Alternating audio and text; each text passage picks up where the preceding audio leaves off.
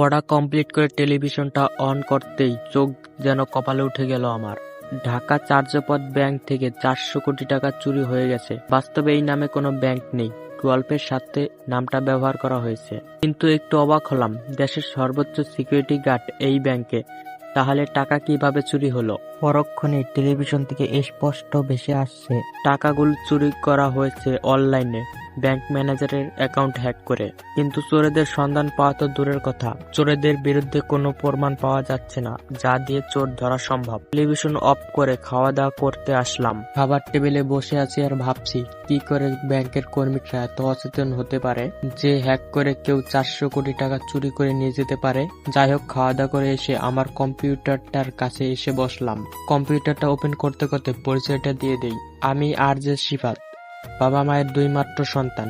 এবার অনার্স প্রথম বর্ষে পড়ি, আর পাশাপাশি ছোট্ট একটা কাজ করি। কাজটা হলো, যে পদ্ধতিতে ব্যাংকের টাকা চুরি হয়েছে, মানে আমি ছোটখাটো একজন হ্যাকার, তবে সেটা কেউ জানে না। আমার বন্ধুরা কেউ জানে না, আর আমার পরিবারেরও কেউ জানে না। ছোটখাটো কিছু অ্যাকাউন্ট হ্যাক করে নিজের অ্যাকাউন্টে টাকা নিয়ে আসি, আর এই হ্যাকিং এর টাকা দিয়ে মোটামুটি ভাবে আমার পকেট খরচ চলে যায়। যাই হোক, পরিচয় দিতে দিতে আমার কম্পিউটার অন হয়ে গেছে। আজকে আর হ্যাকিং এর কোনো কাজ করতে ইচ্ছা করছে না, তাই কিছুক্ষণ কম্পিউটার গেম খেলে শুয়ে পড়লাম। সকালে উঠে ফ্রেশ হয়ে খাওয়া দাওয়া করে কলেজের উদ্দেশ্যে রওনা দিলাম। প্রিয় পাঠক পাঠিকারা, ভাই ও বোনেরা, আপনারা যারা আমাদের গল্প পড়তে ভালোবাসেন তারা লাইক করবেন, কমেন্ট করে আমাদের সাথে থাকবেন। গল্প পড়ে কেমন লাগলো জানাবেন, খারাপ হলে বলবেন, আরো ভালো করার চেষ্টা করব। গল্পের মধ্যে বিরক্ত করার জন্য আন্তরিকভাবে দুঃখিত। এখন গল্প ফেরা যাক। কিছুক্ষণের মধ্যে আমি কলেজে পৌঁছে গেলাম। কলেজে এসে প্রথমে সাকিবের সাথে দেখা। দোস্ত, খবর জানিস কিছু? কোন খবর? আরে চর্যাপদ ব্যাংকের খবর। ও হ্যাঁ, টেলিভিশনে দেখছিলাম তো। দোস্ত, আমার তো মনে হয় কোনো বিদেশিরা এই কাজ করেছে। তোর এমন কেন মনে হলো? কারণ বাংলাদেশে এমন কোনো হ্যাকার আছে নাকি? কি বলিস তুই? ভুলে গেলি একবার আমেরিকানরা বাংলাদেশের একটা ওয়েবসাইট হ্যাক করেছিল, আর পরবর্তীতে বাঙালিরা আমেরিকানের সবগুলো ওয়েবসাইট হ্যাক করেছিল। তুই ঠিকই বলছিস। তারপর দুজনে ক্লাসে চলে গেলাম। কলেজ ছুটির পরে কোনো আড্ডা না দিয়ে সোজা বাসায় চলে আসলাম। বাসায় এসে খাওয়া দাওয়া করে কম্পিউটারের সামনে এলাম। কম্পিউটারটা অন করতেই, ডেটা কানেকশন অন করতেই হঠাৎ করে কোথা থেকে যেন সামনে একটা ওয়েবসাইটের লিঙ্ক চলে আসলো। লিঙ্কটাতে প্রবেশ করতে কিছুটা বুঝতে পারলাম এটা একটা গেমের মতো সিক্রেট, কিছুটা ব্লু হলের মতো। কিন্তু এটা শুধু ব্লু হলের মতো, কিন্তু ব্লু হল তো নয়। তাই আর না ভেবে লিঙ্কের সকল শর্ত পূরণ করে নেক্সট স্টপ চাপলাম। আর তখনই উপাস থেকে একটা SMS আসলো, congratulation, your complete your agreement new, you can hack this website and your money. আমি তো মনে মনে খুশি হলাম, মেঘ না চাইতেই বৃষ্টি। ওয়েবসাইটটি হ্যাক করলেই টাকা পাবো। আমি তো সাধারণত এই কাজগুলি করি, ছোটখাটো ওয়েবসাইট হ্যাক করে নিজের পকেট খরচ চালাই, আর এরা তো সরাসরি ওয়েবসাইটের লিঙ্ক দিয়ে দিয়েছে। আমাকে আর কষ্ট করে কোনো ওয়েবসাইট খুঁজতে হবে না। যাই হোক, আর না ভেবে ওদের ওয়েবসাইটে প্রবেশ করলাম। তারপর ওয়েবসাইটের সব শর্তগুলো পূরণ করে নেক্সট স্টপে চাপলাম। তারপর শুরু করলাম হ্যাকিং এর কাজ। কিন্তু আমি ওয়েবসাইটটি হ্যাক করতে গিয়ে একটু অবাক হলাম, কারণ আমি ওয়েবসাইটটি ঠিক হ্যাক করতে ব্যর্থ হয়েছি। এই প্রথম আমি কোনো হ্যাকিং কাজে ব্যর্থ হলাম। ওয়েবসাইটের সিকিউরিটি সিস্টেম অনেক হার্ড, তাই এটা হ্যাক করা এত সহজ না। কিন্তু আমিও সহজে হাল ছাড়ার পাত্র না। আমি একজন দক্ষ হ্যাকার, শুধু মনের মধ্যে কোনো বাজে উদ্দেশ্য নাই।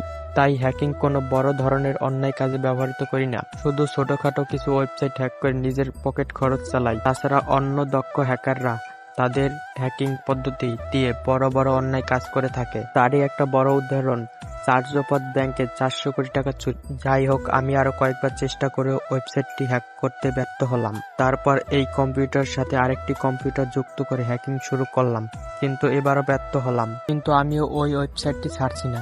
এই ওয়েবসাইটটি ঠিক হ্যাক করা এখন আমার মান সম্মানের ব্যাপার হয়ে দাঁড়িয়েছে। যদি আমি এই ওয়েবসাইট হ্যাক করতে না পারি, তাহলে নিজের হ্যাকার ভাবতে নিজের কাছেই ছোট মনে হবে। অনেক চেষ্টার পর প্রায় 2 দিন পর আমি ওয়েবসাইটটি হ্যাক করতে সফল হলাম। আর হ্যাক করতে সফল হতে ওপাশ থেকে একটা SMS আসলো, congratulation, your complete level 1 and your get 10,000 টাকা। Please checking your account and you can hack this website for complete level. তারপর ওরা আরেকটি ওয়েবসাইটের লিঙ্ক দিল। আমি আমার অ্যাকাউন্ট চেক করে দেখলাম সত্যি 10,000 টাকা পাইছি। এই প্রথম আমি এত বড় কোন ওয়েবসাইট হ্যাক করলাম।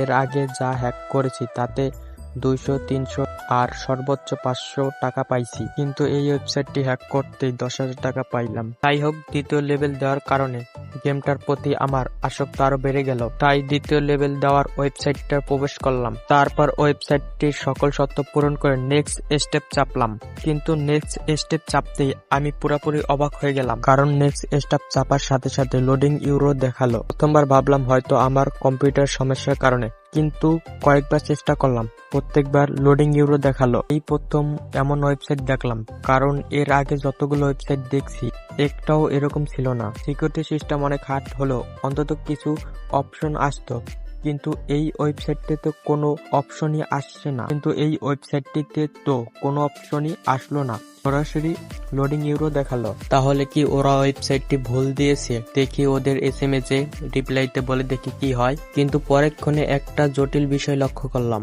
লেভেল 1 এর ওয়েবসাইটটার সাথে এই ওয়েবসাইটটির অনেক মিল আছে, প্রায় 90% মিল পাওয়া যায়। তাহলে কি আগের ওয়েবসাইটের মাধ্যমে এই ওয়েবসাইটটা ওপেন করতে হবে? আর কিছু না ভেবে তাড়াতাড়ি আগের ওয়েবসাইটে ঢুকলাম। একদম নিচের দিকে দেখলাম একটা সার্চ ইঞ্জিন। ওই সার্চ ইঞ্জিনে লেভেল 2 এর ওয়েবসাইটটি লিখে সার্চ দিলাম, কিন্তু সার্চ দেওয়ার পরে এরকম লেখা আসলো, we not found this website, please first copy link this website.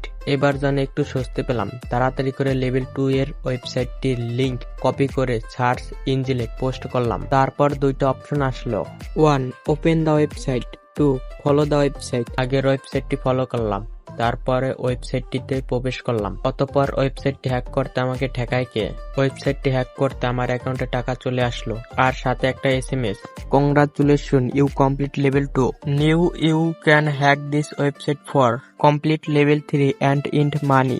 এভাবে প্রতিদিন চলতেছিল আমার হ্যাকিং কার্য। বলতে গেলে একটা লোভে পড়েছিলাম। এভাবে এক মাসে প্রায় 15টা ওয়েবসাইট হ্যাক করেছি আর প্রায় 50,000 টাকা পেয়েছি। আর এই গেমটার মোট লেভেল ছিল 15টা, যা আমি সম্পূর্ণ করেছি। কিন্তু এর মধ্যে একটা সমস্যা হয়ে গেল। 15 নম্বর ওয়েবসাইট হ্যাক করার পর থেকে আমার অ্যাকাউন্ট যেন কেমন উলটপালট হয়ে গেছে। আমার মনে হচ্ছে যে কেউ আমার অ্যাকাউন্ট হ্যাক করে ফেলছে। আমি আমার অ্যাকাউন্ট চেক করতে গিয়ে যা দেখলাম তাতে অবাক না হয়ে পারলাম না। এখন আমি একদম নিশ্চিত আমার অ্যাকাউন্ট কেউ হ্যাক করছে, কারণ গেম খেলে যে টাকা পেয়েছি তার 1 টাকাও নেই। কিন্তু আমার অ্যাকাউন্ট যে হ্যাক করুক না কেন, পালাতেও পারছে না বাসা। আমি হলাম ট্রেনিং প্রাপ্ত উন্নত জাতের হ্যাকার, তাই আগে সেই সব ব্যবস্থা করে রাখছি যে আমার অ্যাকাউন্ট হ্যাক করুক না কেন অটোমেটিকলি তার অ্যাকাউন্ট ট্র্যাক করা হয়ে যাবে। তাই দেখতে লাগলাম কার এত বড় সাহস আমার অ্যাকাউন্ট হ্যাক করে। কিন্তু যা দেখলাম যেন ভূত দেখার মতো অবস্থা, কারণ তারা প্রতিদিন আমাকে দিয়ে গেম খেলে 50,000 টাকা দিয়েছে, তারাই আমার অ্যাকাউন্ট হ্যাক করছে। এখন একটু খটকা লাগছে। প্রথম লিংক দিয়ে অন্যদের অ্যাকাউন্ট হ্যাক করালো আর বিনিময়ে টাকা দিল, শেষে আবার আমার অ্যাকাউন্টে হ্যাক করলো। রহস্য একটা আছেই, আর আমাকে সেটার রহস্য খুঁজে বের করতেই হবে। কিন্তু মজার ব্যাপার হচ্ছে আমার এই অ্যাকাউন্ট হ্যাক করে কোনো লাভ নেই, কারণ এই অ্যাকাউন্টে তেমন কোনো অর্থ নেই, শুধু আমার পরিশ্রমটুকুই আছে, যেমন আমার নাম ও ঠিকানা, কোন কলেজে পড়ি এগুলো। আর বাকি সব তথ্য তো আমার দ্বিতীয় অ্যাকাউন্টে রাখা। শুধু আমার তথ্যই না, আরো প্রায় 500 জনেরও বেশি ধনী ব্যক্তিদের অ্যাকাউন্ট হ্যাক করে তাদের তথ্য দ্বিতীয় অ্যাকাউন্টে সুরক্ষিত করে রাখছি। আর সেই অ্যাকাউন্ট হ্যাক করার মতো হ্যাকার বাংলাদেশে আসে মনে হয় না, কারণ এই অ্যাকাউন্টে সর্বোচ্চ কঠিন সিকিউরিটি সিস্টেম দেওয়া। কিন্তু আমার মাথার ভিতরে শুধু একটা কথা বারবার ঘুরপাক খাচ্ছে, আমার অ্যাকাউন্ট হ্যাক করার রহস্যটা কি হতে পারে? না, আর ভাবতে পারছি না। কম্পিউটারটা অফ রেখে একটু বাইরে গেলাম বন্ধুদের সাথে আড্ডা দিতে। আমার হ্যাকিং সম্পর্কে আমার বন্ধুরা কেউ কিছু জানে না, তাই ওদের সব কিছু শেয়ারও করতে পারছি না। কিরে দোস্ত, তোকে এরকম লাগছে কেন? মনে হচ্ছে কোনো দুশ্চিন্তায় আছিস। না, কিছু না, এমনিই। মিথ্যে বলবি না, তোকে দেখেই বোঝা যাচ্ছে কোনো টেনশন করছিস। আরে না, শরীরটা একটু খারাপ লাগছে। তোরা থাক, আমি যাই। ওদের কাছ থেকে বিদায় নিয়ে বাসায় চলে আসলাম। বাসায় এসে কম্পিউটারটা অন করে রিয়েল ক্রিকেট 20 গেম খেলতে শুরু করলাম। রিয়েল ক্রিকেট 20 আমার অনেক প্রিয় গেম, সময় পেলে গেমটা খেলি, কিন্তু এখন আর ভালো লাগছে না। যাই একটু টিভি দেখি।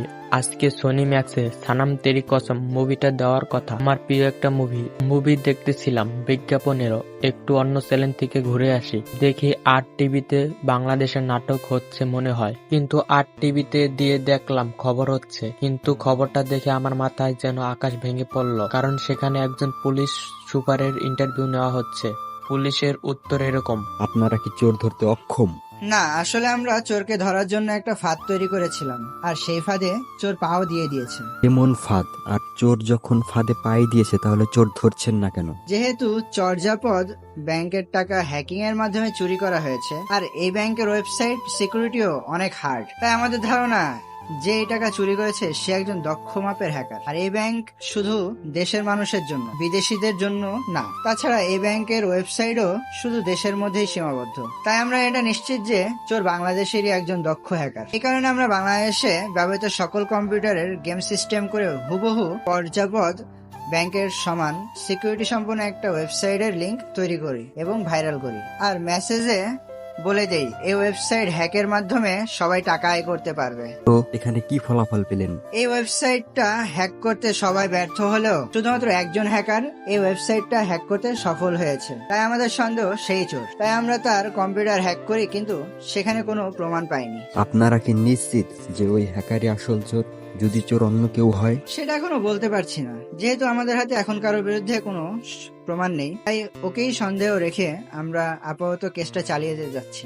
আশা করি খুব শীঘ্রই চোরের সন্ধান পেয়ে যাব। কিন্তু আপনারা অনিশ্চিতভাবে একজনের উপর সন্দেহ করে কিভাবে চোর ধরবেন? দেখুন, আমরা যতটুকু জানি একজন হ্যাকারের সাথে অন্য হ্যাকারের সাথে সংযোগ থাকে, আর ও যেহেতু দক্ষ হ্যাকার তাহলে অবশ্যই অন্য সব হ্যাকারের সাথে ওর সংযোগ থাকবে। তাই ওকে আমরা সন্দেহের তালিকায় রাখছি। যদি ও চোর নাও হয় তাহলেও ওর মাধ্যমে আমরা চোরকে ধরতে পারবো। ওই হ্যাকারের পরিচয় কি দিতে পারবেন? দুঃখিত, আমরা ওই হ্যাকারের পরিচয় চাইছি না। ওকে, আর আপনাদের ওই দেয়া ওয়েবসাইটটা কি বলতে পারবেন? https://clone.www.com। দর্শক, আপনারা এতক্ষণ দেখছিলেন চর্যাপদ ব্যাংকের টাকা চুরির তদন্ত সম্পর্কিত তথ্য। এবার অন্য প্রসঙ্গ। ধাপাস করে টিভিটা অফ করে দিলাম। এটা কি দেখলাম আমি? পুলিশ সুপারের বলা ওই ওয়েবসাইটটিতে তো এতদিন আমি হ্যাক করেছিলাম, আর আমার কম্পিউটারে তো এই ওয়েবসাইটটির দ্বারা হ্যাক করা হয়েছে। তার মানে পুলিশরা কি আমাকে সন্দেহ করছে? না, আমি আর ভাবতে পারছি না। ভাগ্য ভালো বলেই এই অ্যাকাউন্টে শুধু আমার একটা ছবি, পরিচয়পত্র আর ঠিকানা ছাড়া তেমন কোনো তথ্য রাখছিলাম না। তথ্য রাখলে হয়তো তেমন বিবাদ হতো না, কারণ আমি তো আর চুরি করিনি। তাই আমার বিরুদ্ধে কোনো প্রমাণও ওরা পেত না। কিন্তু আমি যেহেতু ওদের চোখে একজন দক্ষ হ্যাকার, তাই আমারে ওরা এত সহজে ছাড়ছে না। আসলে চোরকে ধরার জন্য আমাকে নিখুঁতভাবে ব্যবহার করত। কিন্তু কেন জানি ওই রিপোর্টারটাকে আমাকে অদ্ভুত লাগছে। রিপোর্টাররা সাধারণত তদন্ত সংরক্ষণ করে প্রচার করে, কিন্তু এই রিপোর্টারটা হ্যাকারের পরিচয় জানতে চাইলো, আবার ওয়েবসাইটটাও জানতে চাইলো। কেমন জানি অদ্ভুত ব্যাপার। ভাবলাম কিছুদিনের জন্য হ্যাকিং কার্যটা বন্ধ রাখবো। এসব চিন্তা করতে করতে রাত হয়ে গেল। খাওয়া দাওয়া করে ঘুমিয়ে পড়লাম, কিন্তু ঘুম কিছুতেই আসছে না। অনেক চেষ্টার পর রাত প্রায় 2টার দিকে ঘুমালাম। সকালে ঘুম থেকে উঠে ফ্রেশ হয়ে খাওয়া দাওয়া করে কলেজের উদ্দেশ্যে বেরিয়ে পড়লাম। কলেজে যেতে সাকিবের সাথে দেখা। দোস্ত, খবর দেখছিস? কিসের খবর? আরে ব্যাংক চুরির খবর। পুলিশ তো একটা হ্যাকারকে সন্দেহ করেছে। ও হ্যাঁ, দেখলাম তো। আচ্ছা, এগুলো বাদ দেই, একটা ভালো খবর আছে। কি খবর? কলেজে একটা নতুন মেয়ে অ্যাডমিট হয়েছে, দেখলে পুরো পাগল হয়ে যাবি। শালা তোর লুচ্চামি কোনোদিন যাবে না। একটা মৃদু হাসি দিয়ে সাকিব কোথাও যেন চলে গেল। আমি ক্লাসের দিকে যাচ্ছিলাম, আর তখনই একটা সুন্দরী মেয়ের সাথে ধাক্কা লাগলো। ঠাস। কি ভাবছেন আমাকে থাপ্পড় মারছে? নিজেদের ভাবনা পাল্টান। আসলে মেয়েটি পড়ে যাওয়ার শব্দ হলো। মেয়েটি দেখতে তো একদম পরীদের মতো, যে কেউ ক্রাশ খাইবে। আরে কেমন ছেলে আপনি? আপনার সামনে একটা মেয়ে পড়ে গেছে আর আপনি দাঁড়িয়ে দেখছেন। টেনে তুলুন আমায়। ভালোই তো, আমি ভাবছিলাম উঠে আমাকে থাপ্পড় মারবে।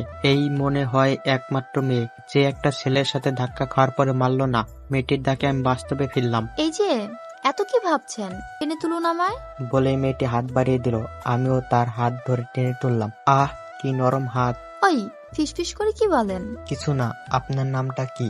স্টুপিড। বলে মেয়েটি চলে গেল। কিন্তু আমি বুঝতে পারলাম না এটা কি আমাকে গালি দিল নাকি নিজের নামটা বলল। যাই হোক, নামটা কিন্তু অসাধারণ। আমি ক্লাসে চলে গেলাম। আমি আবার সবার মতো হইচই করি না, একদম ভদ্র একটা ছেলে আমি। তাই লাস্টের বেঞ্চে গিয়ে বসে পড়লাম। কিছুক্ষণ পর একটা সুন্দরী মেয়ে ক্লাসে প্রবেশ করলো।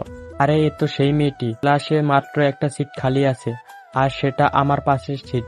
মেয়েটি আশেপাশে ভালোভাবে তাকিয়ে কোনো সিট দেখতে পেল না, তেমন ভীতু দৃষ্টিতে আমার দিকে তাকিয়ে পাশের সিটে বসে পড়ল। তার ভীতু দৃষ্টি চাউনি দেখে আমি প্রেমে পড়ে গেলাম। মেয়েটি তখন আমার পাশে বসলো। তখন মনে হলো গ্রীষ্মকাল থেকে শরৎকাল হয়ে গেল। Hi stupid. হোয়াট? কি বললেন আপনি? কেন, তখন আপনি তো বললেন আপনার নাম স্টুপিড। ওইটা আমি আপনাকে বলেছিলাম, আর আমার নাম অর্পিতা। মেয়েটির নাম শুনে তো ওর উপর দ্বিতীয়বার ক্রাশ খেলাম। ওহ, আমার নাম সিফাত। তো আমি কি করব?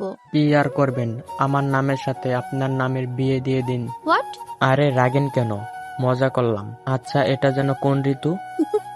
এটা কোন ঋতু জানেন না? আবার গিয়ে ক্লাস 2-তে ভর্তি হন। ওহ, কি হাসি দিল রে ভাই, একদম কলিজায় লাগছে। ওর হাসি দেখে তৃতীয় দফা ক্রাশ খেলাম, বলতে পারেন হেট্টিক ক্রাশ। ওই, আবার কি ভাবে না তো?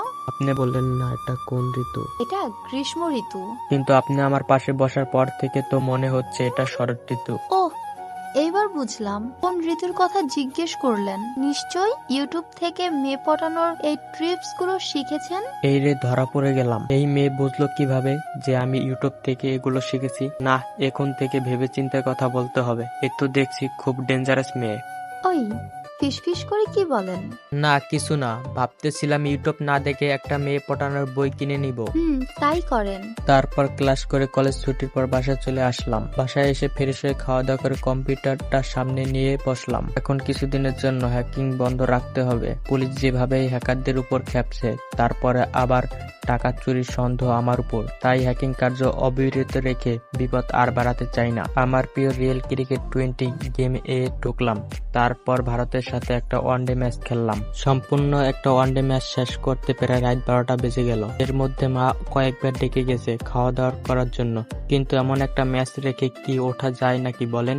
যাই হোক, গেম খেলা শেষ করে খাওয়া দাওয়া করে এসে শুয়ে পড়লাম। আমার বন্ধুরা সবাই ফ্রি ফায়ার খেলে, কিন্তু আমার ফ্রি ফায়ার ভালো লাগে না। খেলার মধ্যে একমাত্র ক্রিকেট আমার প্রিয়, সেটা বাস্তব হোক বা গেমে হোক। কিছুদিন আগে একবার আমার প্রচন্ড জ্বর হয়েছিল, তো সারাদিন ঘরে শুয়েছিলাম। বিকেলের দিকে জ্বরটা একটু কমলো, আবার যদি জ্বর বেশি হয় তাই ওষুধ আনতে গেলাম।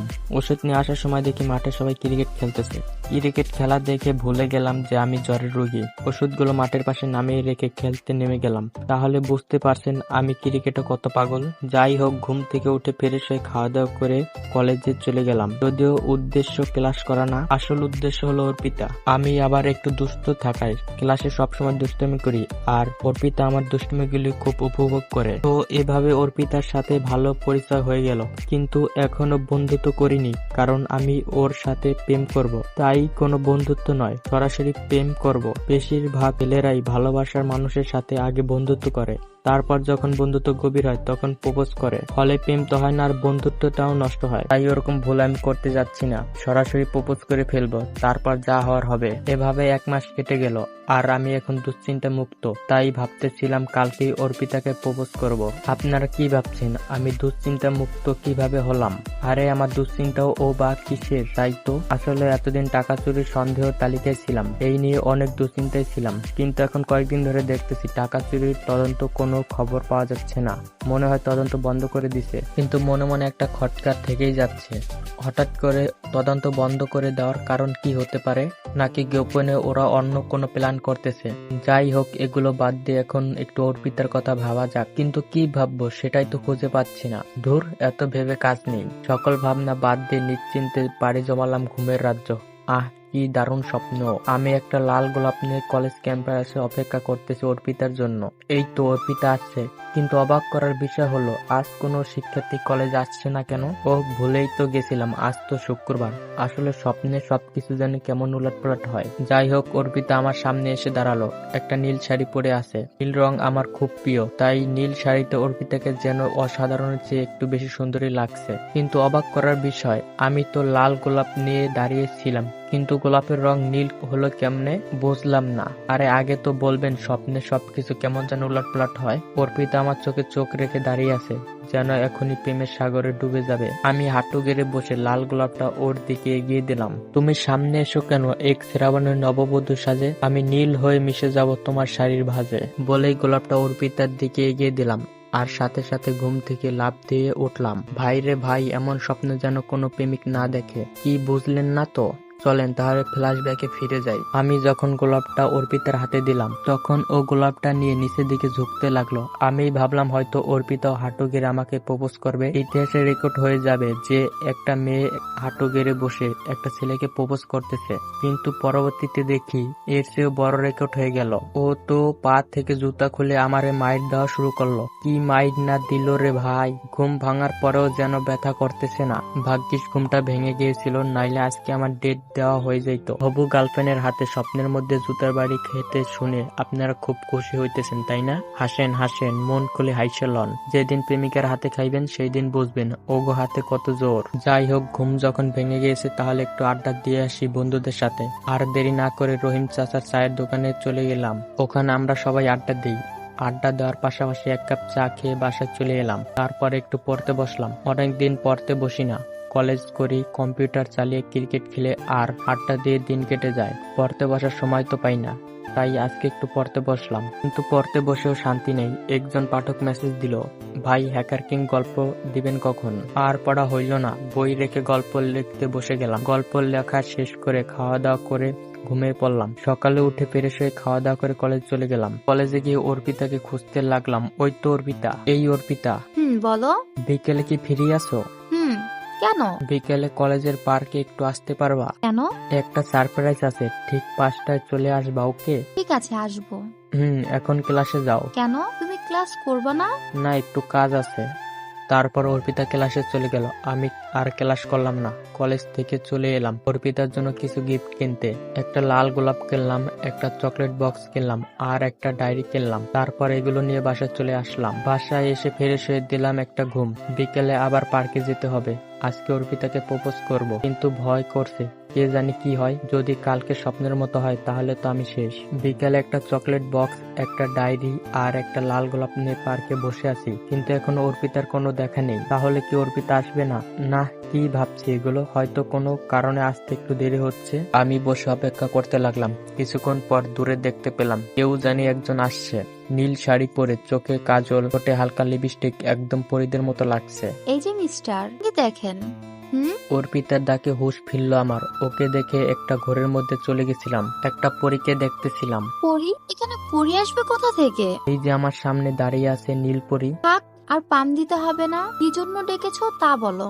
প্রপোজ করতে অনেক ভয় লাগছে, কারণ স্বপ্নেও অর্পিতা নীল শাড়ি পরেছিল আর এখন বাস্তবও তাই। তাহলে কি স্বপ্নের মতো জুতার বাড়ি খাইতে হবে নাকি? যাই হোক, সকল ভয়কে পিছনে ফেলে লাল গোলাপ, চকলেট বক্স আর ডায়েরিটা অর্পিতার হাতে দিলাম। তারপর বলতে শুরু করলাম, অর্পিতা, কিছুদিন ধরে তোমাকে একটা কথা বলবো ভাবছিলাম, কিন্তু বলতে পারিনি। তোমার সামনে এলে সবকিছু যেন ভুলে যাই, কিন্তু আজকে আর না বলে থাকতে পারলাম না। I love you so much. তোমাকে আমার মনের রানী বানাতে চাই। হবে নাকি তুমি আমার মনের রানী? আমি হাঁটু গেড়ে বসে বললাম। অর্পিতা কিছুক্ষণ চুপ থেকে কি যেন ভাবলো, তারপর বলতে শুরু করলো, দেখো সুমন, আমি তোমাকে ভালো একজন বন্ধু ভেবেছিলাম, কিন্তু তুমি তার মর্যাদা রাখলে না। তোমার কাছ থেকে এটা আশা করিনি। কথাগুলো বলে লাল গোলাপ, চকলেট বক্স আর ডায়েরিটা মাটিতে ছুঁড়ে চলে যেতে লাগলো। আমি এখনো ওই জায়গায় হাঁটু গেড়ে বসে আছি আর অর্পিতা চলে যাওয়ার দিকে এক দৃষ্টিতে তাকিয়ে আছি। মনটা বারবার বলতেছে হয়তো অর্পিতা ফিরে আসবে আর দৌড়ে এসে আমাকে জোরে ধরে বলবে, আমিও তোমাকে অনেক ভালোবাসি শিবা, তোমার মনের রাজ্যের রানী হতে চাই। কিন্তু না, একবারও আমার দিকে ফিরে তাকালো না, সোজা চলে গেল। মন খুলে কাঁদতে ইচ্ছা করতেছে। একটা মুহূর্তে ঝামেলায় সবকিছু এলোমেলো হয়ে গেল। কেন যে ওকে প্রপোজ করতে গেলাম? অন্তত বন্ধুত্ব হয়ে তো থাকতে পারতাম। মাটি থেকে লাল গোলাপ, চকলেট বক্স আর ডায়েরিটা নিয়ে বাসায় চলে আসলাম। সোজা রুমে গিয়ে দরজা বন্ধ করে দিয়ে কাঁদতে লাগলাম। মা এসে ডাকতে লাগলো। আমি চোখের পানি মুছে স্বাভাবিক হয়ে দরজা খুলে দিলাম, যাতে মা কিছুই বুঝতে না পারে। রাতে খাওয়া দাওয়া করে ঘুমিয়ে পড়লাম। সকালে মায়ের ডাকে ঘুম ভাঙলো। কে রে, এখনো ঘুমিয়ে আছিস? কলেজ যাবি না? না মা, আজকে যাব না। কেন, কি হয়েছে? এমনি। ঠিক আছে, না গেলি তাড়াতাড়ি ঘুম থেকে উঠে ফ্রেশ হয়ে নে। ঠিক আছে। তারপর ঘুম থেকে উঠে ফ্রেশ হয়ে খাওয়া দাওয়া করে কম্পিউটারটা নিয়ে বসলাম। এভাবে এক সপ্তাহ কেটে গেল। এই 7 দিন একদিনও কলেজ যাইনি। ভেবেছিলাম কলেজে না গেলে হয়তো অর্পিতা আমাকে মিস করবে আর অবশেষে ভালোবেসে ফেলবে, কিন্তু না, আসলে আমি ভুল ছিলাম। অর্পিতার মনে আমার জন্য একটু ভালোবাসা নেই। থাকলে অন্তত একটিবারও খোঁজ নিত কেন কলেজে যাচ্ছি না। দুপুরে কম্পিউটারটা নিয়ে গেম খেলতেছিলাম, এমন সময় মা রুমে আসলো। আচ্ছা, তো কি হয়েছে বলতো?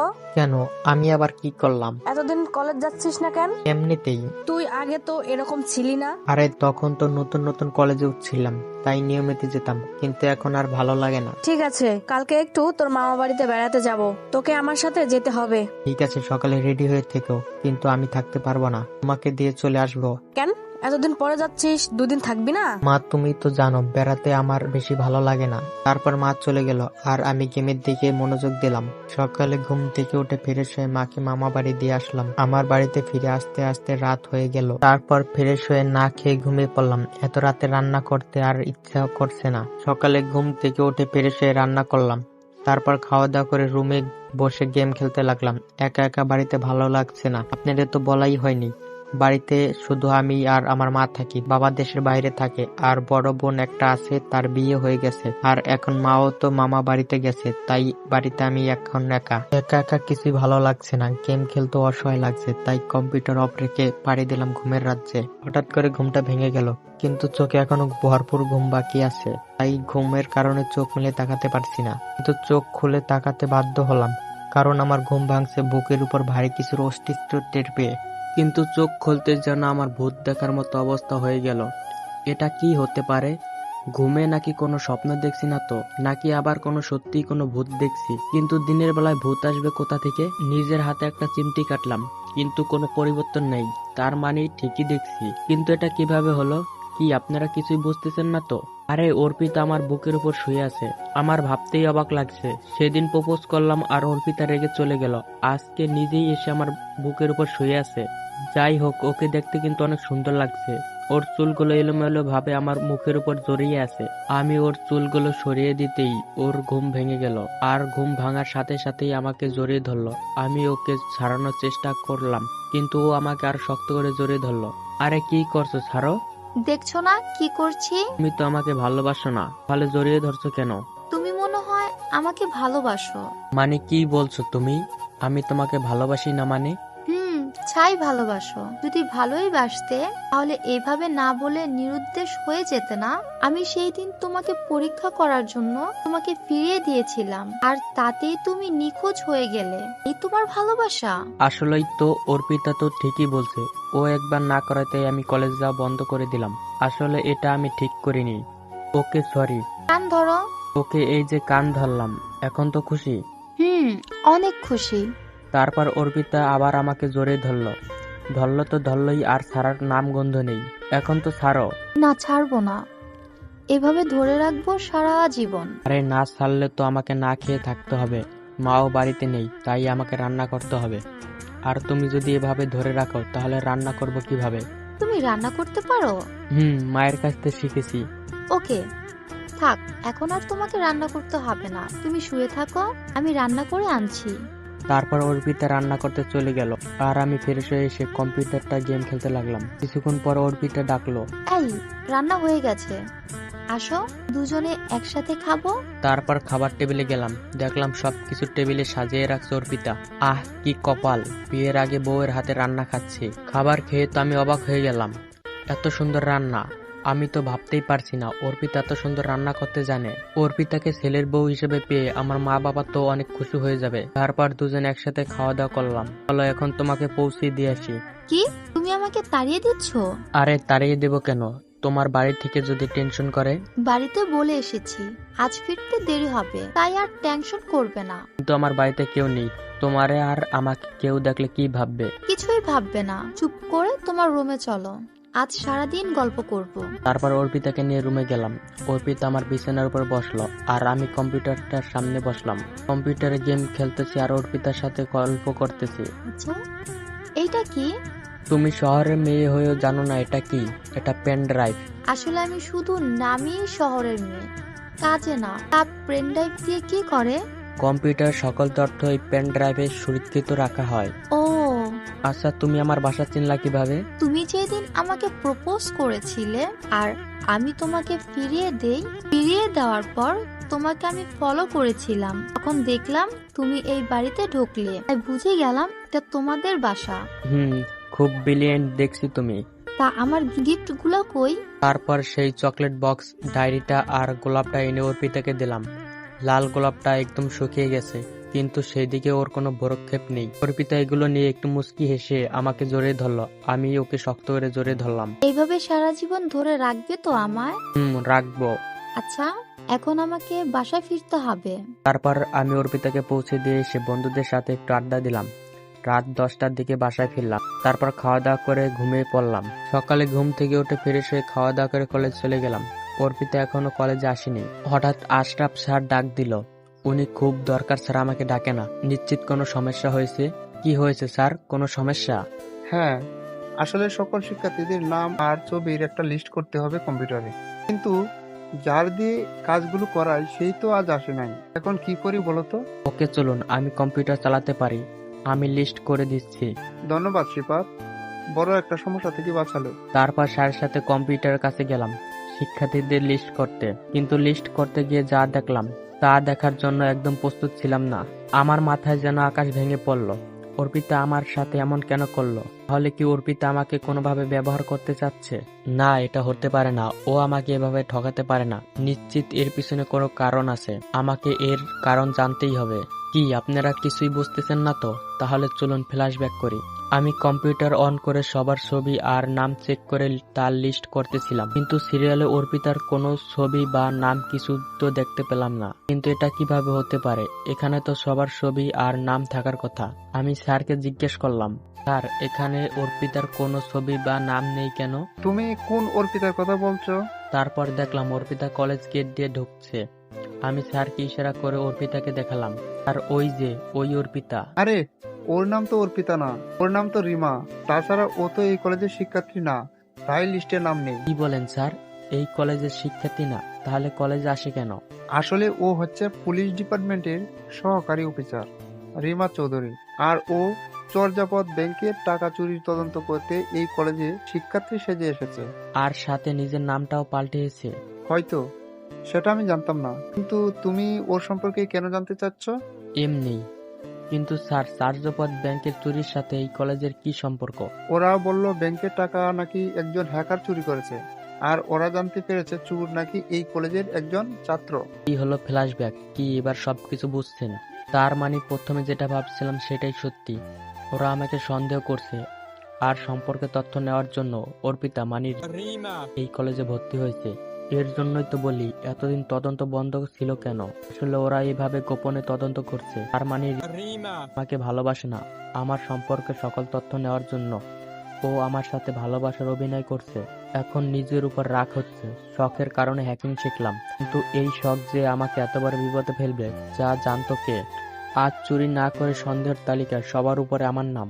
এবার আমি নিশ্চিত হলাম রিয়া আমার সাথে ভালোবাসার অভিনয় করছে, কারণ কলেজে এসে একবারও আমার সাথে দেখা করলো না। হয়তো কলেজে এসেছে শুধু আমার উপর নজর রাখার জন্য, কিন্তু হঠাৎ এত চেঞ্জ। ও তো আমার সম্পর্কে তথ্য জানার জন্য আমার সাথে ভালোবাসার অভিনয় করছে। তাহলে আজকে সেই অভিনয়ের ভালোবাসাও তো দেখছি না। ব্যাপারটা একটু খটকা লাগছে। না, আর ভাবতে পারছি না।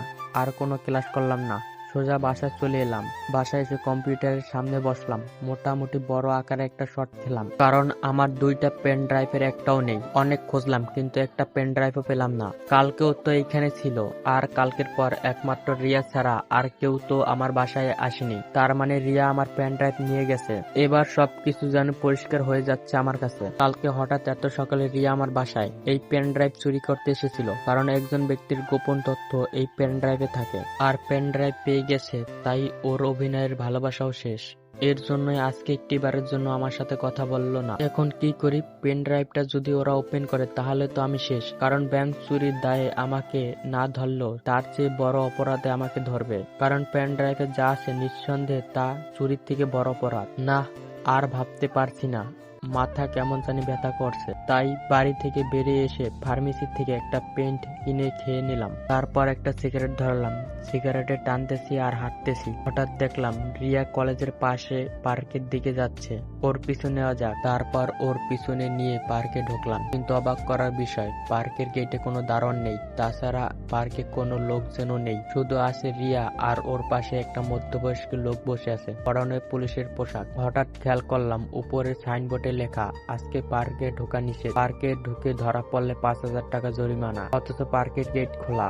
আর কিছু না ভেবে লুকিয়ে পড়লাম, ধরা পড়লে আবার 5,000 টাকা জরিমানা। তাই একটা গাছের আবডারে লুকিয়ে জানার চেষ্টা করতে লাগলাম রিয়া কেন এসেছে এখানে। কিন্তু আরেকটা অবাক করার ব্যাপার, সাইনবোর্ডে জরিমানার কথা লেখা থাকার পরেও সেদিকে রিয়ার কোনো ভ্রক্ষেপ নেই। ও স্বাভাবিকভাবে পার্কে ঢুকছে, যেন ওর জন্য জরিমানার নিয়ম নেই। তারপর দেখলাম রিয়া ওই মধ্যবয়স্ক লোকটার পাশে গিয়ে বসলো। ভালোভাবে খেয়াল করে দেখলাম ওই মধ্যবয়স্ক লোকটি হচ্ছে পুলিশ ডিপার্টমেন্টের সবচেয়ে সিনিয়র অফিসার রাশেদ শেখ। প্রতিদিন ওনাকে টিভিতে দেখি, তাই চিন্তা অসুবিধা হলো না। আড়াল থেকে শোনার চেষ্টা করতে লাগলাম ওরা কি বলে। এই সময় এখানে ডেকেছো কেন? স্যার, অনেক গুরুত্বপূর্ণ কথা আছে, তাই আপনাকে ডেকেছি। আর পার্কের ম্যানেজারকে বলে পার্ক খালি করিয়েছি। এবার বুঝলাম পার্কে আজ লোক নেই কেন, আর সাইনবোর্ড টানানোর মানে কি। যাই হোক, ওদের কথা মনোযোগ দিলাম। স্যার, ওই ছেলের নাম সিপাত। আর ও এই পাশের কলেজে পড়ে। আমি ওর কম্পিউটারে পেন ড্রাইভ চুরি করেছি। পেন ড্রাইভ ওপেন করে ওর হ্যাকিং লিস্ট চেক করলাম, কিন্তু ওইখানে চর্যাপদ ব্যাংকের কোনো ওয়েবসাইট নেই। কি? ওর হ্যাকিং লিস্টের মধ্যে চর্যাপদ ব্যাংকের কোনো ওয়েবসাইটই নেই? তার মানে ও চুরি করেনি। তাহলে তো কেস অন্যদিকে ঘুরে গেল, আর এখন আসল চোরকে ধরা আরো কঠিন হয়ে গেল। স্যার, ও চুরি করেনি ঠিক আছে, কিন্তু ও যে কাজ করেছে তা চুরির থেকেও বড় অপরাধ। আর এই জন্য যত তাড়াতাড়ি সম্ভব আমাদের ওকে ধরতে হবে। কেন, আর কি জানতে পেরেছো ওর বিষয়ে? ওর হ্যাকিং লিস্ট আপনার অ্যাকাউন্টে আছে। ওর হ্যাকিং লিস্টে আপনার অ্যাকাউন্টও আছে। মানে কি বলছো এসব? আমি ঠিকই বলছি স্যার, শুধু আপনি নয়, সকল সিনিয়র অফিসারের অ্যাকাউন্ট আছে এবং সকল বড় বড় ব্যবসায়ীর অ্যাকাউন্ট আছে। তার মানে এদের সবার অ্যাকাউন্টও হ্যাক করেছে? হ্যাঁ স্যার, আর এদের সবার সকল তথ্য ও ওর কম্পিউটারে পেয়ে যাচ্ছে। কি বলো? তাহলে ওকে যত তাড়াতাড়ি সম্ভব ধরতে হবে। ও সবার গোপনীয়তা নষ্ট করেছে। ঠিক বলেছেন স্যার। তারপর ওরা বুঝে ওঠার আগে আমি সেখান থেকে লুকে চলে আসলাম। সোজা বাসায় এসে শুয়ে পড়লাম। হঠাৎ কলিং বেল বাজলো। তাহলে কি পুলিশ আসলো নাকি? ভয়ে ভয়ে এক পা দুপা করে দরজার দিকে এগিয়ে গেলাম, কিন্তু দরজার সামনে গিয়ে দাঁড়িয়ে পড়লাম। দরজা খুলবো কি খুলবো না, লুকিয়ে থাকার থেকে দরজা খুলে দিই, যা হওয়ার হবে। তারপর দরজা খুলতেই আমি অবাক হয়ে গেলাম, কারণ দরজার সামনে মা দাঁড়িয়ে আছে। বড় একটা দীর্ঘশ্বাস ফেললাম। আমি তো ভাবছিলাম পুলিশ, তাহলে মা মামা বাড়ির থেকে ফিরছে। কিন্তু মা হঠাৎ না বলে চলে এলো যে। কি রে, দরজা খুলতে এতক্ষণ লাগলো কেন? ঘুমিয়েছিলাম তো, টের পাইনি। ও, কিন্তু তোকে এত চিন্তিত লাগছে কেন? ওই না তো, চোখে ঘুম তো, তাই হয়তো। মিথ্যা বলবি না, মায়ের চোখ ফাঁকি দেওয়া অত সোজা না। মা বাদ দাও তো, কিন্তু হঠাৎ না বলে চলে এলে যে। ও, তোকে তো বলাই হয়নি আজকে রাতে তোর বাবা দেশে ফিরেছে, তাই চলে এলাম। কি সত্যি বলছো মা? হ্যাঁ, আর তোর বাবা তোকে রিসিভ করতে যেতে বলেছে। ওকে, আমি রেডি হয়ে বের হচ্ছি। তারপর আমি রুমে গিয়ে ফ্রেশ হয়ে নিলাম। কম্পিউটার নিয়ে একটু গেম খেলতে খেলতে সন্ধ্যা লেগে গেল। তারপর রেডি হয়ে বেরিয়ে পড়লাম। 1 ঘন্টার মধ্যে এয়ারপোর্টে পৌঁছে গেলাম। গিয়ে দেখলাম বাবা দাঁড়িয়ে আছে, আমার জন্য অপেক্ষা করছে। তারপর বাবাকে নিয়ে বাসার দিকে রওনা দিলাম। কিরে, তোর আসতে এত দেরি হলো কেন? আমি সেই কখন থেকে অপেক্ষা করছি। আসলে হয়েছে কি বাবা, কম্পিউটারে গেম খেলতে খেলতে কখন যে সন্ধ্যা লেগে গেছে বুঝতেই পারিনি, তাই দেরি হয়েছে। কম্পিউটার গেম কম খেলবি, এটা একটা বাজে নেশা। ঠিক আছে। তা তোর পড়াশোনা কেমন চলতেছে? এই তো বাবা ভালোই। পরীক্ষায় কিন্তু প্লাস পেতে হবে। বাবা, এতদিন পরে দেশে ফিরেছো, এখন পড়াশোনার কথা বাদ দাও তো। তুই এখনো ছোটই থেকে গেলি, পড়াশোনার কথা শুনতেই চাস না। বুঝতে পারছো। তারপর কিছুক্ষণের মধ্যে বাসায় পৌঁছে গেলাম। বাসায় এসে দেখি মা অনেক ভালো ভালো খাবার রান্না করে টেবিলে সাজিয়ে রেখেছে। তারপর আমি, বাবা আর মা একসাথে খাওয়া দাওয়া করে অনেক গল্প করলাম। বুঝতেই তো পারছেন, এতদিন পর বাবার দেশে ফিরলো। অনেক সময় গল্প করে তারপর নিজের রুমে গিয়ে শুয়ে পড়লাম। বাবা বাড়িতে আসায় মনটা অনেক ভালো, তাই রাতের ঘুমটা অনেক ভালো হলো। কিন্তু ভালো সময়টা বেশিক্ষণ স্থির হলো না। সকালে হইচইয়ের শব্দে ঘুমটা ভেঙে গেল। রুম থেকে বেরিয়ে দেখি কয়েকজন পুলিশ এসেছে বাড়িতে, সাথে রিমাও আছে। এতে আমি একটু অবাক হইনি, কারণ আমি আগে থেকে জানতাম ওরা যে কোনো সময় আমাকে ধরতে আসবে। কিন্তু মা বাবাকে কি জবাব দেব, এরকম হাজার প্রশ্ন মাথায় নিয়ে সবার সামনে আসলাম। আর সাথে সাথে রিমা আমাকে হাত করে পরিয়ে দিল। আমার ছেলেকে কেন নিয়ে যাচ্ছেন? কি করেছে ও? হ্যাঁ ঠিকই তো, কি করেছে ও? আপনাদের ছেলে একজন মাস্টার ওয়ান্টেড হ্যাকার। রিমার কথা শুনে মা বাবা যেন আকাশ থেকে পড়লো। দুজন দুজনের দিকে তাকিয়ে আছে, কেউ কোনো কথা বলছে না। তারপর আমাকে পুলিশের জিপে তোলা হলো। বাবা মা আমার চলে যাওয়ার দিকে একদৃষ্টিতে তাকিয়ে আছে। কিছুক্ষণের মধ্যে আমরা থানায় পৌঁছে গেলাম। তারপর আমাকে জেলে নিয়ে যাওয়া হলো। আমি জেলের মধ্যে বসে আছি। কিছুক্ষণ পর রিমা জেলে প্রবেশ করলো। বল, কেন সকল বড় বড় ব্যক্তিদের অ্যাকাউন্ট হ্যাক করেছিস? বলবো না, আপনারা যা ইচ্ছা করতে পারেন। বলবি না? এই দেখ আমি কি করি। এই কথা বলতে রিমা লাঠি দিয়ে আমার 2 পায়ে 2টা বাড়ি দিল। আমি ভাবতেই অবাক লাগছে, রিমা অভিনয়টা কত সুন্দর করতে পারে। তো সুন্দরভাবে ভালোবাসার অভিনয় করলো, আর আজ আমাকে তুই করে কথা বলছে, আর আমাকে মারতে একটু ওর মনে বাধা দিল না। রিমা আমাকে আরো কয়েকটা বাড়ি দিল। এইবার বুঝলাম আমার বন্ধুরা সবাই পুলিশকে এত ভয় পায় কেন। যাই হোক, রিমা যখন আবার আমাকে মাইক দিতে যাবে, তখনই পার্কের সেই অফিসারটা জেলের মধ্যে ঢুকলো। রিমা, ওকে মারা বন্ধ করো। না স্যার, ওকে আজ আমি মেরেই ফেলবো। ও কিছুতেই কিছু বলতে চাইছে না। রিমার কথাগুলো শুনে আবার অনেক কষ্ট লাগলো, কিন্তু কষ্টগুলো মনে জমা রেখে স্বাভাবিক থাকার চেষ্টা করলাম। তারপর অফিসারের কথায় রিমা আমাকে মারা বন্ধ করলো। দেখো সিফাত, তুমি যে কাজ করছো তার কোনো ক্ষমা নেই, তবু তোমাকে আমরা ছাড়তে পারি যদি তুমি আমাদের একটা কাজ করে দাও। কি কাজ করতে হবে বলুন? আমি জানি তুমি একজন দক্ষ হ্যাকার, আর চোরকে একমাত্র তুমি ধরতে পারবে, তাই চোর ধরতে তোমাকে আমাদের সাহায্য করতে হবে। কি বলছেন স্যার? ও একজন ক্রিমিনাল, আর ও ধরবে চোর? রিমা, এখন চোর ধরতে আমাদের একমাত্র সাহায্য করতে পারবে। কিন্তু স্যার। কোনো কিন্তু না। কি সিফাত, তুমি সাহায্য করবে না আমাদের? ঠিক আছে স্যার, আমি যথাসাধ্য চেষ্টা করব। হঠাৎ অফিসারের ফোন আসলো। ফোন রিসিভ করে কথা বলে অফিসার কেমন জানি উদাস হয়ে গেল। কি হয়েছে স্যার? চর্যাপদ ব্যাংক থেকে আবারও 200 কোটি টাকা চুরি হয়েছে। কি বলছেন স্যার? সিফাত, তুমি কিছু একটা করো। আমি চেষ্টা করে দেখি কি করা যায়। তারপর আমাকে ছেড়ে দেওয়া হলো।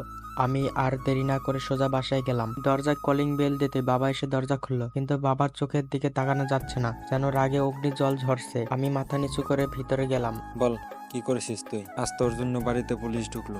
বাবা, আমি কিছু করিনি। চুপ কর তুই। কিছু না করলে পুলিশ তোকে এমনি নিয়ে গেছে নাকি? যদি অপরাধ করতাম তাহলে কি আমাকে ছেড়ে দিত নাকি? আসলে পুলিশের আমাকে দরকার পড়ছে। আমি জানতাম আমার ছেলে কোনো অপরাধ করতে পারে না। থাক, এতক্ষণ রাগ দেখিয়ে এখন আবার ঢং।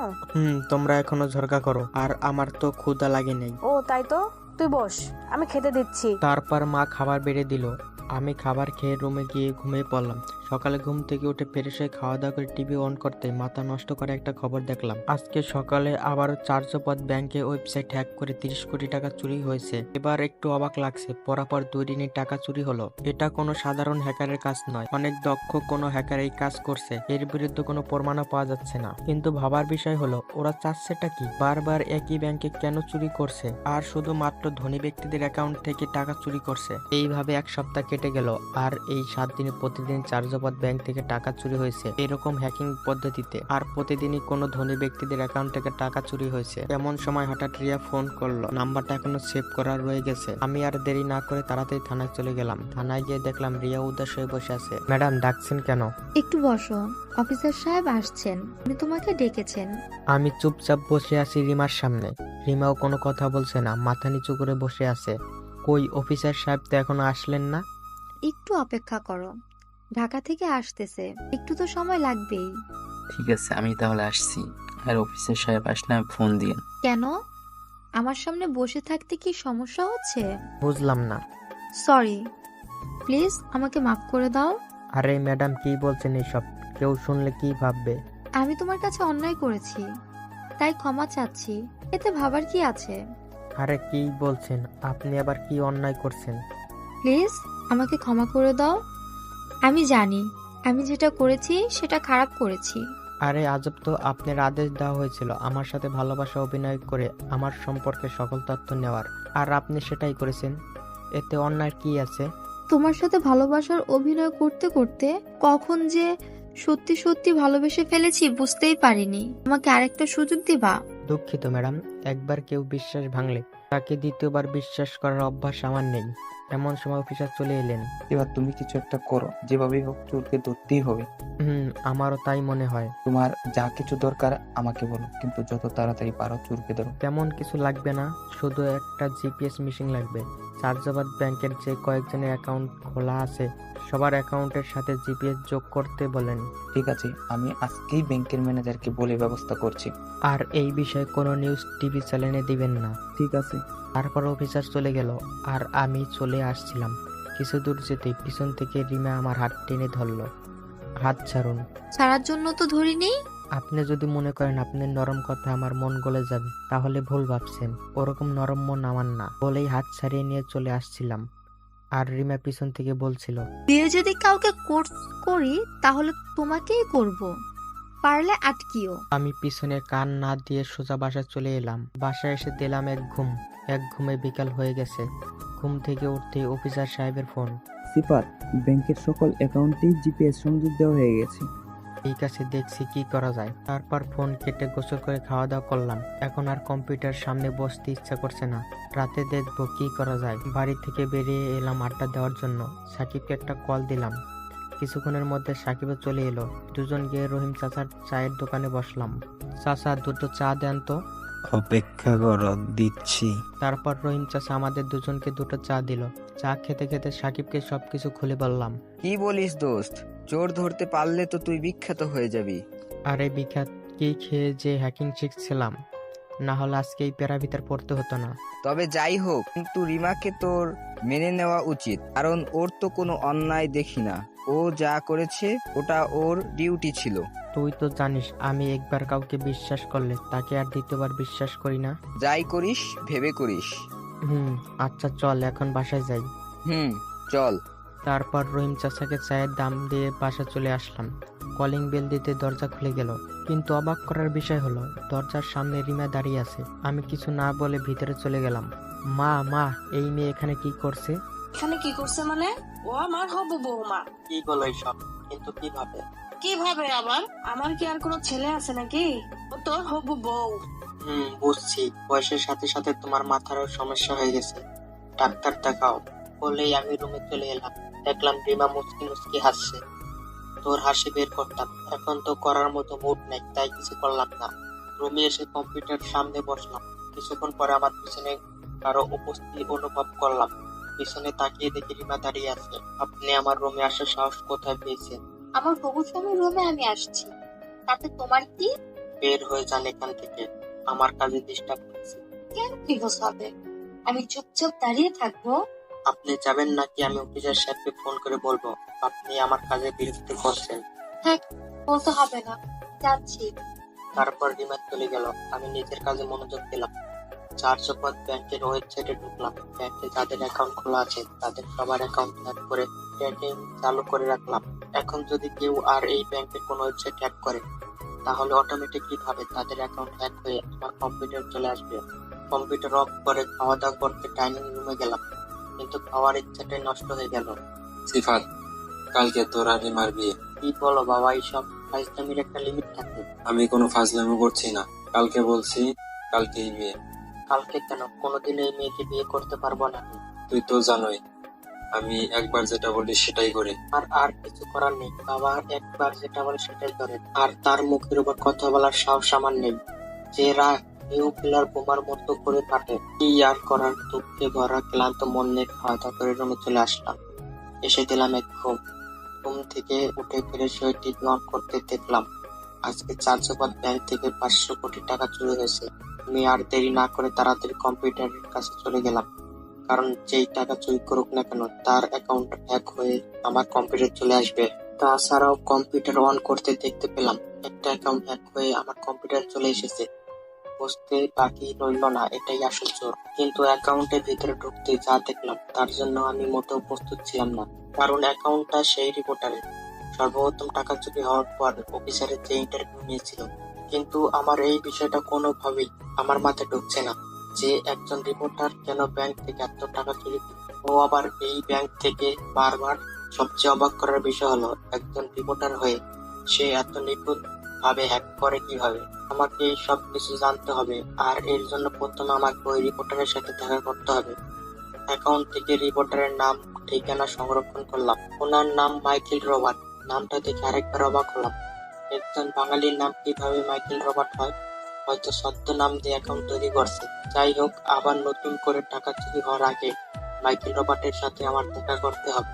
তাই দেরি না করে ঠিক করলাম কালকে দেখা করতে হবে। কিন্তু কালকে তো রিয়ার সাথে আমার বিয়ে। না, বাবাকে বোঝাতেই হবে, কারণ বিশেষ চক্রান্তের পরে আমি চোরকে ধরার এই সুযোগ হাতছাড়া করতে চাইছি না। টুইটার অফ করে বাবার রুমে গেলাম। বাবা, ভিতরে আসবো? হ্যাঁ আয়, এতে অনুমতি নেওয়ার কি আছে? তোমার সাথে আমার কিছু কথা ছিল। যা বলার বল, কিন্তু বিয়ে ভাঙার কথা বলবি না। ঠিক আছে, কিন্তু বিয়েটা কালকেই কেন? কয়েকদিন পরে দিলে কি সমস্যা? কেন, রিমাকে বিয়ে করতে তোর কোনো সমস্যা? সমস্যা নেই, কিন্তু আমার নিজেকে করতে কয়েকদিন সময় লাগবে। বিয়েটা 7-8 দিন পরে দিলে কি কোনো সমস্যা? আচ্ছা ঠিক আছে, বিয়েটা তাহলে সামনের সপ্তাহে হোক, আর এরপর কিন্তু আর কোনো কথা বলবি না। ঠিক আছে বাবা। তারপর বাবার রুম থেকে চলে এলাম। আমার রুমে আসতেই দেখি রিয়া আমার বিছানার উপর বসে আছে। কি মাস্টার, কোথায় গিয়েছিলেন? বাইরে গেছিলাম একটু। আমি জানি তুমি বিয়ে ভাঙার জন্য আঙ্কেলের সাথে কথা বলতে গিয়েছিলে, কিন্তু লাভ নেই। আমি জানি তোমার বাবা যখন একবার বলেছে কালকে তোমার আর আমার বিয়ে দেবে, ও দেবেই। তা তো দিবই, কিন্তু কালকে না, সামনের সপ্তাহে। সে যাই হোক, কিন্তু তোমার আমার বিয়েটা তো হবেই। এত চেষ্টা করলেও তুমি বিয়ে ভাঙতে পারবে না। এখন যান, গিয়ে ঘুমান। আমি তোমার রুমে ঘুমাবো। মানে কি? দেখুন, ফাজলামি সব সময় ভালো লাগে না। যান বলছি আমার রুম থেকে। যেতে পারি একটা শর্তে। কি শর্ত? যদি আমাকে ক্ষমা করে দাও তাহলে আমি যাব, আর না হলে এখানেই থাকবো। ক্ষমা? কিন্তু কিসের জন্য? আমি জানি তুমি আমার উপর এখনো রাগ করে আছো। বিশ্বাস করো, আমি তোমার সাথে ভালোবাসার অভিনয় করতে গিয়ে তোমাকে ভালোবেসে ফেলেছি।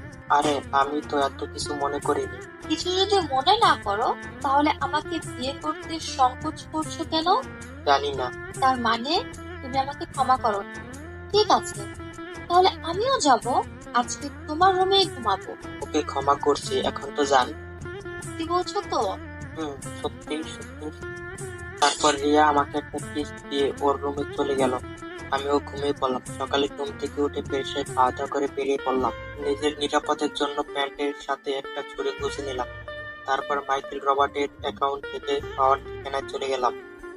সেখানে যেতে 4 ঘন্টা সময় লাগলো, যদিও এত সময় লাগার কথা না, কিন্তু রাস্তায় অনেক জ্যাম থাকার কারণে এত সময় লাগলো। মাইকেল রবার্টের বাড়ির সামনে দাঁড়িয়ে আছে। আশপাশে রাস্তাঘাট একদম নির্জন, তেমন কোনো জনবসতি নেই। সাধারণত অপরাধীদের বাড়িতে এরকম নির্জন জায়গায় থাকে। দরজায় টোকা দিতেই দেখলাম দরজা আগে থেকেই খোলা, কিন্তু ভিতরে ঢুকতে ভয় লাগছে। এত বাড়ির আশপাশে জনবসতি নেই, আবার বাড়ির দরজাও খোলা। এটা আমাকে মারার কোনো ফাঁদ নয় তো? হয়তো ও আগে থাকতেই জানতো আমি এখানে আসছি, তাই আমার জন্য ফাঁদ তৈরি করে রেখেছে।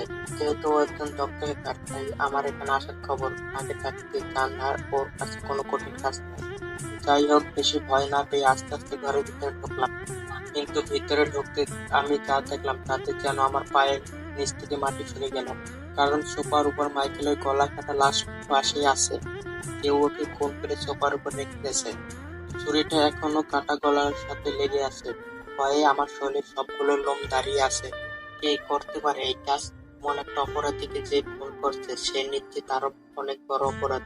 পাশে বড় টেবিলের উপর তাকিয়ে দেখি কম্পিউটার ব্যবহারের ওর আরো কিছু জিনিস যেগুলো কম্পিউটার ব্যবহার করা হয়, কিন্তু সেখানে কোনো কম্পিউটার নেই। নিচে একটা পেন ড্রাইভ পড়ে আছে, কিন্তু ভিতরে মেমোরি কার্ড। তার মানে কেউ মাইকেলকে ফোন করে ওর কম্পিউটার সহ সকল তথ্য চুরি করে নিয়ে গেছে। আমি দ্রুত প্রত্যেকটি রুম খুঁজতে লাগলাম, যদি কোনো ক্লু পাই। অবশেষে একটা রুম থেকে আরেকটি পেন ড্রাইভ পেলাম, আর এটার ভিতরে মেমোরি কার্ড আছে। পেন ড্রাইভটা পকেটে ঢুকিয়ে নিয়ে চলে আসলাম। এমন সময় কয়েকজন পুলিশ এসে আমাকে ধরে ফেলল। এভাবে লাশের সামনে আমাকে দেখে ওদের ধারণা আমি খুন করেছি। কিন্তু এই নির্জন জায়গায় খুনের খবর পুলিশ কিভাবে পেল? তার মানে সত্যি এটা আমাকে ধরার কোনো ফাঁদ ছিল। কিন্তু ফাঁদটি মাইকেল মুন্না তৈরি করেনি, করেছে অন্য কেউ, কোনো তৃতীয় ব্যক্তি। আর সেই তৃতীয় ব্যক্তি হয়তো আসল অপরাধী। সে কোনোভাবে জেনে গিয়েছিল আমি মাইকেল মুন্নার সাথে দেখা করতে আসবো। সে মাইকেল মুন্নাকে খুন করে পালিয়ে যায়, আর আমি এখানে আসার পর সে পুলিশকে ফোন করে। যাই হোক, এখন পুলিশকে আমি যাই বলেই না, তারা আমার কোনো কথা শুনবে না। তাই কোনো কথা না বলে চুপচাপ ওদের সাথে চলে আসছিলাম। কিন্তু হঠাৎ মনে পড়ে গেল, শরীর তো লাশের গলার সাথেই আছে, আর শরীর থেকে ফিঙ্গারপ্রিন্ট নিলেই তো প্রমাণ হয়ে যাবে আমি খুন করিনি। স্যার, আপনারা ওই শরীর ফিঙ্গারপ্রিন্টটা নিন, তাহলে প্রমাণ হয়ে যাবে যে আমি খুন করিনি। সেটা তোকে বলতে হবে না, আমরা এমনিতে শরীর ফিঙ্গার নিব। যাক, একটু স্বস্তি পেলাম। চুপচাপ পুলিশের সাথে চলে গেলাম। আমাকে জেলে আটকে রাখা হলো। সন্ধ্যার একটু পর কয়েকজন পুলিশ আমার কাছে আসলো। কি হলো স্যার, এবার তো বুঝলেন আমি খুনি না? ছুরিতে কোনো ফিঙ্গারপ্রিন্ট নেই। অনেক চালাক তুই, তাই না? ফোন করে ছুরি থেকে ফিঙ্গারপ্রিন্ট মুছে ফেলেছিস যাতে কোনো প্রমাণ না থাকে। কি ছুরিতে কোনো ফিঙ্গারপ্রিন্ট নেই। আমার পক্ষে একটা আশা ছিল, সেটাও নাই হয়ে গেল। আমি অনেক বোঝানোর চেষ্টা করলাম, কিন্তু পুলিশেরা আমার কোনো কথাই শুনলো না।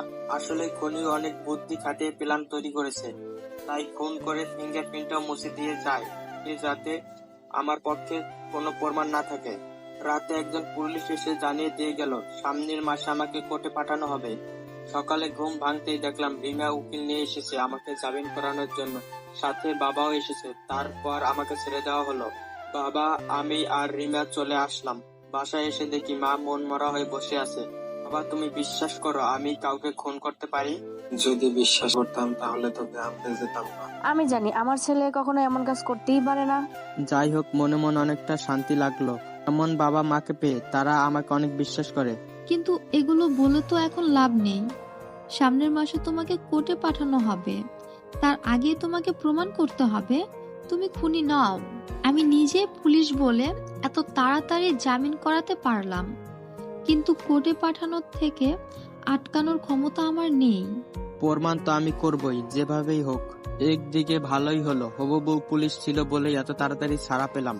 তারপর ফ্রেশ হয়ে খাওয়া দাওয়া করে রুমে গিয়ে বসে আছি আর ভাবছি কিভাবে প্রমাণ করবো আমি নির্দোষ। হঠাৎ মনে পড়ে গেল মাইকেলের বাড়ি থেকে একটা পেন ড্রাইভ পেয়েছিলাম। তাড়াতাড়ি কম্পিউটারটা অন করে পেন ড্রাইভটা ওপেন করলাম। দেখে মনে হচ্ছে কোনো পেন ড্রাইভ থেকে তথ্য কপি করে এই পেন ড্রাইভে রাখা হয়েছে। এখনই মনে পড়লো মাইকেলের বাড়ি থেকে আরেকটা পেন ড্রাইভ পেয়েছিলাম, যেটাতে মেমোরি ছিল না। হয়তো সেই মেমোরি থেকে তথ্য কপি করে এই পেন ড্রাইভে রাখা হয়েছে। যাই হোক, মাইকেলের বুদ্ধির প্রশংসা করতেই হয়। তাড়াতাড়ি করে পেন ড্রাইভের সকল তথ্য দেখতে লাগলাম। দেখতে দেখতে একটা অ্যাকাউন্ট চোখে পড়লো।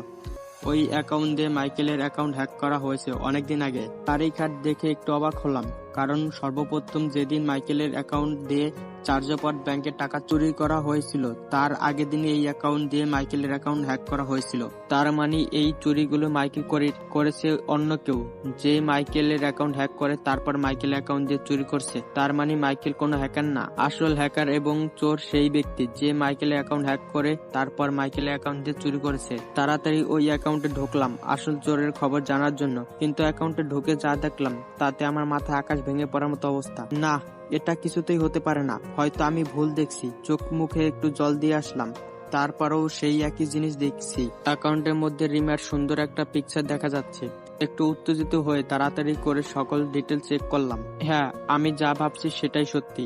অ্যাকাউন্টে দেওয়া সকল তথ্য রিমার, তার মানে এটা রিমার অ্যাকাউন্ট। তাহলে কি এটাই সত্যি? তাহলে কি এতদিন হ্যাক করে চার্জপট ব্যাংকের টাকাগুলি রিমা চুরি করেছে, আর চুরিগুলো নিজের অ্যাকাউন্ট দিয়ে করেনি?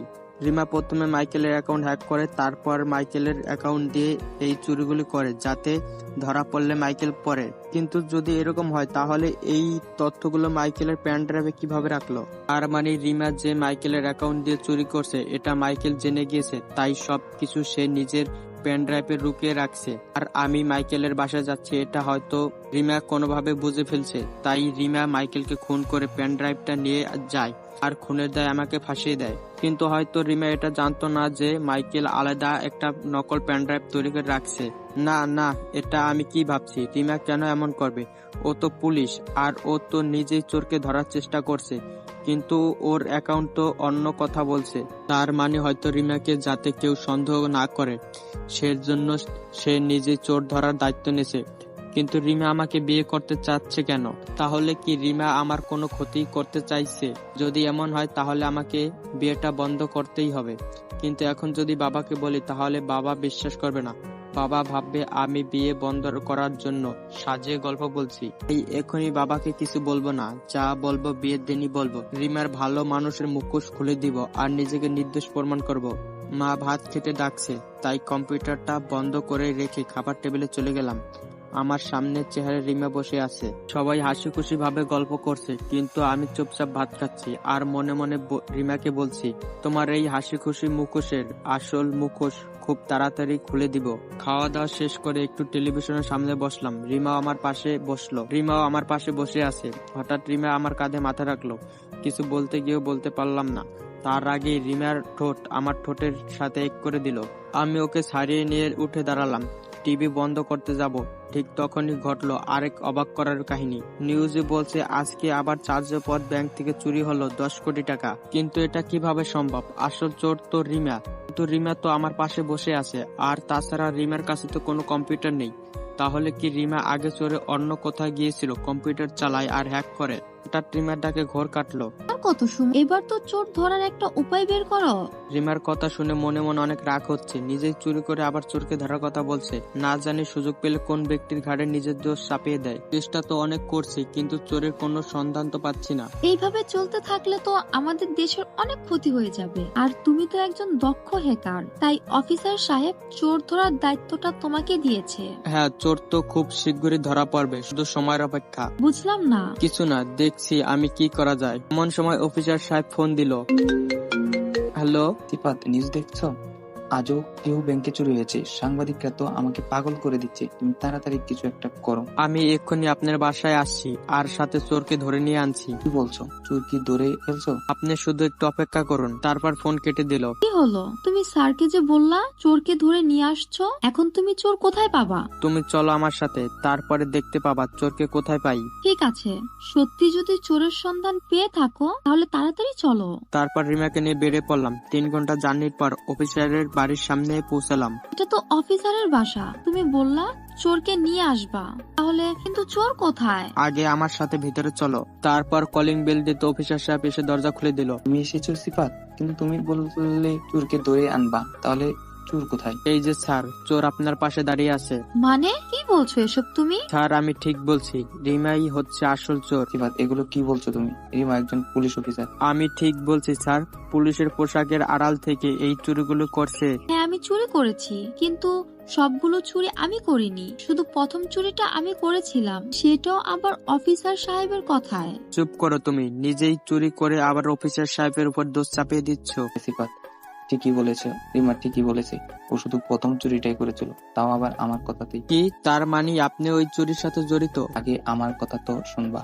বলুন। আসলে একজন ব্যবসায়ী অনেক পরিমাণে অবৈধ টাকা জমা করেছিল ব্যাংকে, আর সেটা তদন্ত করে পুলিশ ডিপার্টমেন্ট জেনে যায়। তাই হাই কমিশনার আমাদের অর্ডার দেয় সেই ব্যবসায়ীর অ্যাকাউন্টে সব টাকা হ্যাক করে নিতে। তাই আমরা সেই ব্যবসায়ীর অ্যাকাউন্ট থেকে হ্যাক করে 400 কোটি টাকা চুরি করি। কিন্তু তারপরে যে চুরিগুলো হয়েছে সেগুলো সম্পর্কে আমার কিছু জানি না। ও, তাহলে এই ব্যাপার। হ্যাঁ, কিন্তু হাই কমিশনার এখন আমাদের সন্দেহ করছে, আর এখন একমাত্র তুমিই পারো আসল চোরকে ধরতে। ওকে, আমি চেষ্টা করব। কিন্তু রিমা, তুমি এত টাকা চুরি করলে কিভাবে? আমি প্রথমে মাইকেলের অ্যাকাউন্ট হ্যাক করি, আর তারপর মাইকেলের অ্যাকাউন্ট দিয়ে টাকা চুরি করি, যাতে কোনো প্রমাণ না থাকে। আর এই বিষয়ে মাইকেল সব জানতো, আর সে আমাদের সাহায্যও করেছে। কিন্তু তাহলে মাইকেলকে কে মারতে পারে? এই রহস্যটাই তোমাকে প্রথমে খুঁজে বের করতে হবে, কারণ মাইকেলের খুনিকে ধরতে পারলে তুমি নির্দোষ প্রমাণিত হবে। আর না হলে সামনের মাসে তোমাকে কোর্টে পাঠানো হলে আমাদের আর কিছুই করার থাকবে না, কারণ আমাদের পক্ষে কোনো প্রমাণ নেই। তুমি ঠিক বলছো। আচ্ছা রিমা, তুমি যখন মাইকেলের অ্যাকাউন্ট হ্যাক করছো, তার মানে তুমিও তো একজন দক্ষ হ্যাকার। হ্যাঁ, আমি যখন কলেজে পড়তাম তখন পড়াশোনার পাশাপাশি হ্যাকিং ট্রেনিং নিতাম। গুড, তাহলে এই কাজ তুমি আমাকে সহযোগিতা করবে, তাহলে কাজটা অনেক সহজ হবে। শিওর। আমার হবু বরকে সাহায্য না করলে হয় নাকি? হবু বর মানে? ও স্যার, আপনাকে তো বলাই হয়নি, সামনের সপ্তাহে আমার আর সোনের বিয়ে। Wow, congratulations. ধন্যবাদ। তারপর আমি আর রিমা বাসার উদ্দেশ্যে রওনা হলাম। বাসায় আসতে আসতে রাত প্রায় 12:30 বেজে গেল। বাসায় গিয়ে খাওয়া দাওয়া করে কম্পিউটার সামনে নিয়ে বসলাম। ব্যস্ততার কারণে আমার প্রিয় রিয়েল ক্রিকেট গেমটা অনেকদিন থেকে খেলা হয় না, তাই একটু খেলতে বসলাম। প্রায় রাত 2টার দিকে ঘুমিয়ে গেলাম। খুব সকালে ঘুম থেকে উঠে মাকে বললাম রান্না করতে, খাওয়া দাওয়া করে কলেজ যাব। অনেকদিন কলেজ যাওয়া হয় না, মা রান্না করে দিল। তারপর আমি খাওয়া দাওয়া করে রেডি হলাম কলেজ যাওয়ার জন্য। এই যে হবু বর, এত সেজে গুজে কোথায় যাওয়া হচ্ছে? অনেকদিন কলেজ যাওয়া হয় না, তাই ভাবতেছিলাম একটু কলেজ যাই। যাও, তাড়াতাড়ি আসবা। আর কোনো মেয়ের দিকে যদি তাকিয়েছো তাহলে ধরে জেলে ভরে দেব। Okay madam. তারপর কলেজে চলে এলাম। একটা ক্লাস করে ক্যাম্পাসে বসে আছি, হঠাৎ ফোনে একটা মেসেজ আসলো। মেসেজটা ওপেন করতে ছোটখাটো একটা শর্ট খেলাম। মেসেজটা এসেছে একটা অচেনা নাম্বার থেকে, আর মেসেজটা ছিল এরকম: কি মিস্টার সুন, কি এমন হ্যাকার হলে যে আমাকে ধরতে পারলে না? যাই হোক, এখন আর গোপনে চুরি করব না। এখন থেকে তোমাকে জানিয়ে চুরি করব। আগামী দুপুর 2টায় 45 কোটি চুরি করতে যাচ্ছি, পারলে আটকাও। আমি তাড়াতাড়ি করে ওই নাম্বার ফোন দিলাম, কিন্তু ফোন বন্ধ দেখাচ্ছে। আর এক মুহূর্ত ক্যাম্পাসে বসলাম না, দ্রুত বাসায় এসে সোজা রিমার ঘরে চলে গেলাম। কি হলো, এভাবে হাঁপাচ্ছ কেন? দেখো এটা কি। তারপর মেসেজটা রিমা দেখলো। এইবার অপরাধী একটু বেশি বাড়াবাড়ি করছে। যেভাবেই হোক ওকে ধরতেই হবে। হ্যাঁ, আর এবার কাজ করব আমরা দুজন মিলে। বলো কি করতে হবে? শোনো, তুমি অফিসার সাহেবকে বলে আরেকটা কম্পিউটার ব্যবস্থা করো। কেন? তোমার তো একটা আছেই। একটা তো হবে না, আরেকটা লাগবে। রিমা অফিসার সাহেবকে ফোন করে সবকিছু খুলে বলল।